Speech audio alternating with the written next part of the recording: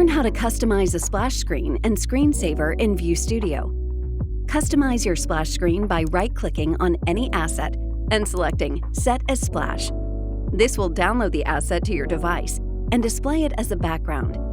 This feature supports both images and videos, with videos looping continuously behind on-screen elements. Right-click on any asset and choose Set as Screensaver to have it play in a loop after a set period of inactivity. Adjust the screensaver timeout and other settings by clicking the Settings icon, which opens a pop-up for various options. You can turn off specific on-screen elements, such as the connected user display, time, or apps. Additionally, customize the splash screen text to include a custom message, change or hide the logo, and adjust the screensaver timeout duration. Reset all customizations to default by clicking the Reset button.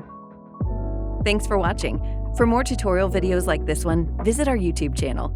For access to our knowledge base or technical support, visit our support site at view.network/support. To contact support directly, email us at support@viewstudio.com or call us at 888-575-1510.